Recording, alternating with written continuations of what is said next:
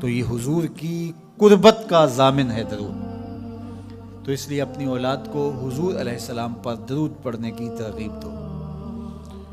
بچپن میں ہی اپنے گھر کے اندر مجالس درود قائم کرو. روزانہ کی بنیاد پہ ہو تو بہت اچھا، نہیں تو ہر 8 دن کے بعد ایک دن ضرور متعین کر لیا جائے.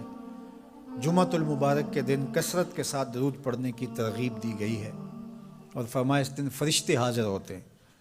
تو حضرت ابو درداء رضی اللہ تعالی عنہ نے عرض کی، یا رسول اللہ صلی اللہ علیہ وسلم، آپ کی حیات طیبہ میں تو ٹھیک ہے، لیکن جب آپ انتقال کر جائیں تو کیا اس کے بعد بھی یہ عمل جاری رکھا جائے؟ ابن ماجہ میں یہ روایت موجود ہے. تو حضور علیہ السلام نے حضرت ابو درداء سے فرمایا، ہاں میرے وصال کے بعد بھی اس عمل کو جاری رکھنا، اور ساتھ ارشاد کیا کہ ان اللہ حرم علی الارض ان تاکل اجساد الانبیاء فنبی اللہ حی یرزق. اللہ نے مٹی پر حرام کر دیا ہے کہ وہ نبیوں کے جسموں کو کھائے. نبی قبروں میں زندہ ہوتے ہیں، ان کو رزق بھی دیا جاتا ہے. تو کہا کہ یہ میرے بعد بھی میرے اوپر درود کے سلسلے کو جاری رکھنا. تو ایک مومن تو درود کے ساتھ جڑا ہوا ہے، وہ تو درود کے بغیر دن گزار ہی نہیں سکتا. الگ سے نہ بھی پڑھے تو اس کو نماز کے اندر درود پڑھنا ہی ہوتا ہے. درود ابراہیمی تو نماز کا حصہ بنا دیا گیا، اور اس کو کثرت کے ساتھ درود پڑھنے کی ترغیب دی گئی. تو درود ایک ایسا وظیفہ ہے کہ جو اپنی زندگی میں جتنا زیادہ شامل کر سکتے ہو اتنا زیادہ شامل کر لو. ویسے بھی درود پڑھنے سے بچوں میں تقدس پیدا ہوتا ہے. بچے پاک دامن رہیں، عفت مآب رہیں، ان کی طبع میں تقدس رہے. آپ چاہتے ہیں، ہر ماں باپ چاہتا ہے. اور پھر دور موجود کے اندر جو فتنے ہیں، تو بہت ضروری ہے کہ ہماری اولادیں تقدس مآب رہیں. تو ان کو درود کی ترغیب دو، تو اس کا عملی نتیجہ یہی ہوگا کہ ان میں تقدس کا جوہر پیدا ہوگا، اور ان کی عصمت کی حفاظت رہے گی. اور درود شریف پڑھنے والے بچے اور درود شریف نہ پڑھنے والے بچے دونوں کی عادات میں فرق ہوتا ہے. درود پڑھنے والوں کی طبع میں رقت، لطافت، نرمی، محبت، شفقت جیسے جذبات پیدا ہوتے ہیں. یہ درود شریف کا عملی نتیجہ ہے. بعض لوگوں کو شکایت ہوتی ہے کہ ہمارے بچے بڑے اکھڑ ہیں، بڑے تند مزاج ہیں، بڑے سخت گیر ہیں. تو اس کا علاج کیا ہے؟ تو اس کا علاج یہی ہے کہ ان کو درود کی تسبیح دو. درود اکڑ توڑ دیتا ہے، طبیعت کی تندی نکال دیتا ہے، طبائع کی تلخیاں ختم کر دیتا ہے، محمد عربی کے نام کی مٹھاس پیدا کر دیتا ہے. حضور کا نام شہد سے میٹھا ہے، دل آویز ہے. کھنڈ میں اتنی مٹھاس نہیں ہے، شکر اور گڑ میں اتنی مٹھاس نہیں ہے، شہد میں اتنی مٹھاس نہیں ہے، قند اور نبات میں اتنی مٹھاس نہیں ہے جتنی نام محمد میں رکھی گئی. ان کا نام لبوں پر آئے، میٹھا میٹھا منہ ہو جائے. ان کے بول بہاروں جیسے اور اصحاب ستاروں جیسے. ان سا پیارا اور نہ کوئی، ان سے بچھڑ کے لکڑی روئی. جب وہ سیر کو جایا کرتے، سر پہ بادل سایا کرتے. میرے شہر کے ایک پنجابی شاعر ہیں، انہوں نے تو قلم ہی توڑ دیا نا. تینوں سینے دی میں ٹھنڈ آکھاں.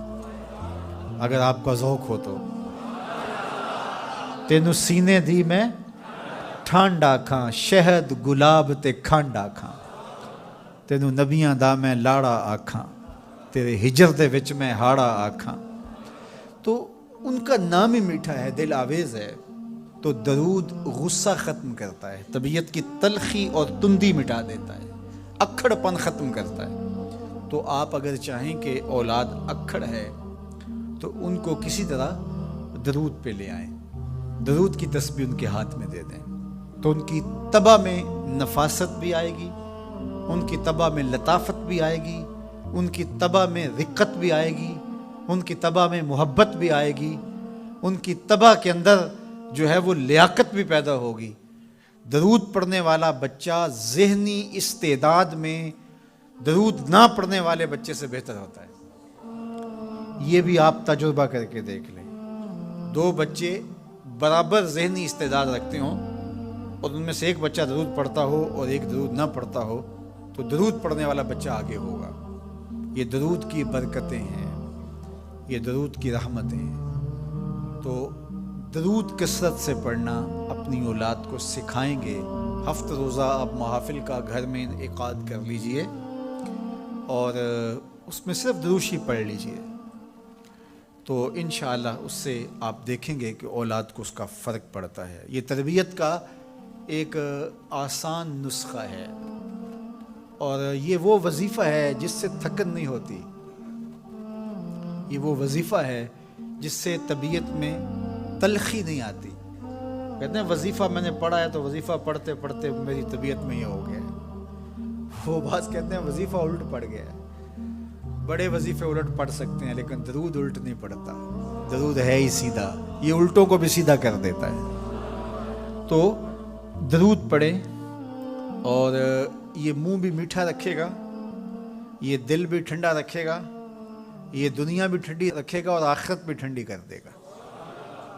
درود چراغ بھی ہے، درود کستوری بھی ہے، خوشبو بھی ہے، مہک بھی ہے، شہد بھی ہے، گلاب بھی ہے، کھنڈ بھی ہے اور سینے کی ٹھنڈ بھی ہے۔ تو درود اپنی طبع کے اندر اچھی طرح سے راسخ کر لیں اور اپنی اولادوں کی طبع میں اس کو راسخ کریں۔ اس سے آپ عملاً دیکھیں گے، میں سالوں کی بات نہیں کرتا، اشروں مہینوں کے اندر آپ فرق پڑتا دیکھیں گے۔ ایک شخص آیا اور اس نے کہا کہ میں یہ جرم بھی کرتا ہوں، چوری بھی کرتا ہوں، میرے سے بدی بھی سرزد ہو جاتی ہے، میں جھوٹ بھی بولتا ہوں۔ اس نے کہا میں سب چھوڑ نہیں سکتا۔ تو میرے آقا نے فرمایا کہ تو جھوٹ چھوڑ دے، میرے سے وعدہ کر کہ تو نے جھوٹ نہیں بولنا۔ اس نے کہا ٹھیک ہے، اس چیز کا میں وعدہ کر لیتا ہوں۔ اس کا یہ مطلب نہیں ہے کہ باقی چیزوں کی اجازت اللہ کے محبوب نے دے دی۔ یہ حضور کی تربیت کا طریقہ تھا، مربی کو پتا ہے کس طرح تربیت کرنی۔ ایک صاحب آئے، اس نے کہا حضور میں اسلام تو قبول کرتا ہوں لیکن نمازیں 5 نہیں پڑھ سکتا، نمازیں 2 پڑھوں گا۔ مسند امام احمد بن حنبل میں روایت ہے۔ تو آقا کریم نے فرمایا ٹھیک ہے، 2 نمازوں پر اس کو بیعت کر لیا۔ اس نے جب 2 پڑھی، اس نے کہا میں تو تہجد بھی پڑھوں گا۔ 2 نمازوں کا چسکا اور 2 نمازوں کی لذت آئی تو اس نے کہا میں باقی 3 کیوں چھوڑوں۔ تو یہ طریقہ تھا، تو اس سے یہ عہد لیا کہ تم نے جھوٹ نہیں بولنا۔ اب جب چوری کو جی چاہا، ماحول پیدا ہوا، تو سوچا کہ اللہ کے رسول نے اگر یہ پوچھ لیا کہ چوری کی تو حضور سے یہ تو عہد ہے جھوٹ نہیں بولنا، تو پھر حضور کو بتانا پڑے گا کہ میں نے چوری کی ہے، تو یہ تو حضور کے سامنے شرمندگی ہوگی۔ چوری چھوڑ دی۔